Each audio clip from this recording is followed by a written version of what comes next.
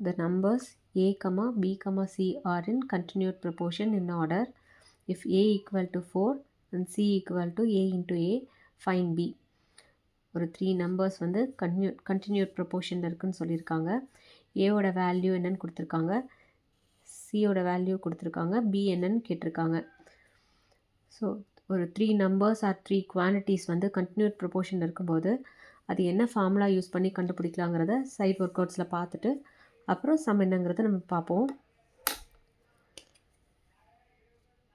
A B C 3 numbers are 3 quantities இப்படி continued ப்ரொபோர்ஷனில் இருந்தால் அது எப்படி ரேஷியோவில் ப்ரொபோர்ஷன்ஸில் எழுதலான்னா A is to B equal to B is to C.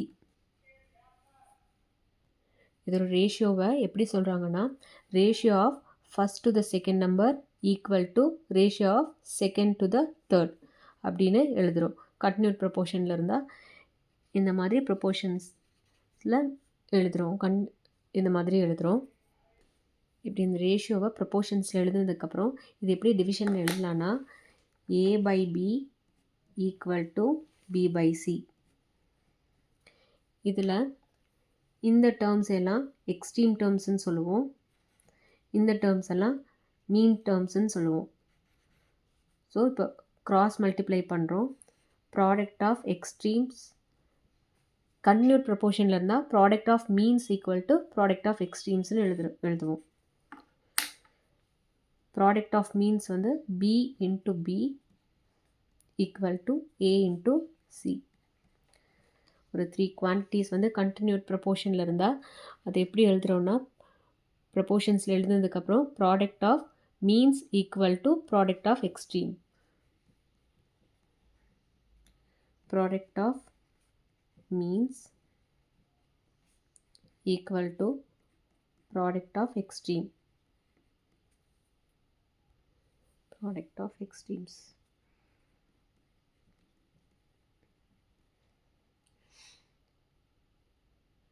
B into B equal to B square equal to A into C. இதுதான் formula. ஒரு 3 நம்பர்ஸ் ஆர் குவான்டிட்டிஸ் வந்து கண்டினியூட் ப்ரொபோர்ஷனில் இருந்தால் இந்த ஃபார்முலாவை யூஸ் பண்ணி நம்ம அந்த வேல்யூ பி வேல்யூ என்ன அப்படிங்கிறத நம்ம கண்டுபிடிப்போம். இங்கே பிங்கிறது மீன் ப்ரொபோர்ஷனல்னு சொல்கிறோம். மீன் ப்ரொபோர்ஷனல்.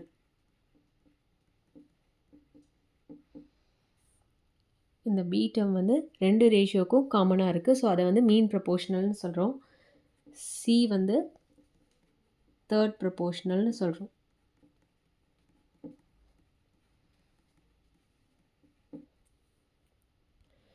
ஸோ இப்போ கொஷனில்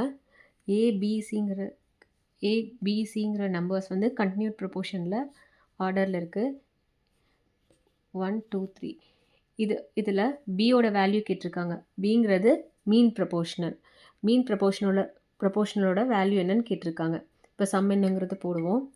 கொடுத்துருக்கிறது A equal to 4, C equal to A into A. பியோட வேல்யூ என்னன்னு கேட்டிருக்காங்க. பினா இங்கே மீன் ப்ரொபோர்ஷனல். இப்போ ஃபார்முலா எழுதிடலாம். என்ன ஃபார்முலா யூஸ் பண்ணி கண்டுபிடிப்போம்? B square equal to A into C. Continued ப்ரொபோர்ஷனில் இருந்தால் இந்த ஃபார்முலாவை யூஸ் பண்ணி இந்த மீன் ப்ரொபோர்ஷனோட வேல்யூ என்னன்னு நம்ம கண்டுபிடிப்போம். பி ஸ்கொயர் ஈக்குவல் டு ஏயோட value 4 into C A into A. Again ஏயோட வேல்யூ 4ன்னு கொடுத்துருக்காங்க. அதை இந்த ஈக்குவேஷனில் சப்ஸ்டியூட் பண்ணலாம்.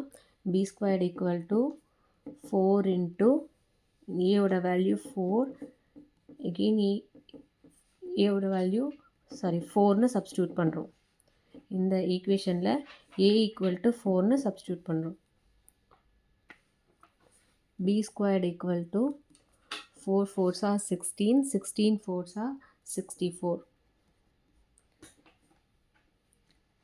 ஏவோட வேல்யூ கொடுத்துருக்கிறதுனால ஏ என்னன்னு நம்ம சப்ஸ்டியூட் பண்ணுறோம். 4ன்னு சப்ஸ்டியூட் பண்ணிடுறோம்.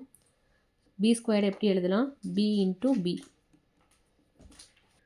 ஸோ 64 எப்படி பி ஸ்கொயரை பி இன்ட்டு பின்னு எழுதுகிறோமோ 64 எந்த 2 சேம் நம்பரால் மல்டிப்ளை பண்ணால் 64 வரும்னு நம்ம செக் பண்ணோம் டேபிள்ஸில். 64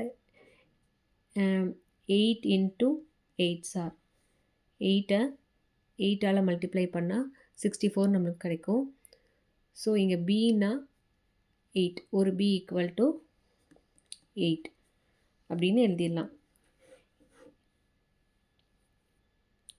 ஸோ நம்ம இங்கே 64 வந்து ஸ்கொயர் பி ஸ்கொயர் இது மாதிரி ஸ்கொயராக பண்ணணுன்னா எந்த நம்பரை அதே நம்பரால் மல்டிப்ளை பண்ணுறோமோ அதை ஸ்கொயரில் எழுதுவோம். ஸோ 64 ஈக்குவல் டு 8 8ஆல் மல்டிப்ளை பண்ணால் 8 ஸ்கொயர்னு இருக்கும். பி ஸ்கொயரை பி இன்ட்டு பின்னு எழுதுகிறோம், 8 ஸ்கொயரை 8 இன்ட்டு 8ன்னு எழுதுகிறோம். ஸோ இது 1b ஈக்குவல் டு 8. அதுதான் இந்த கொஷினோட ஆன்சர்.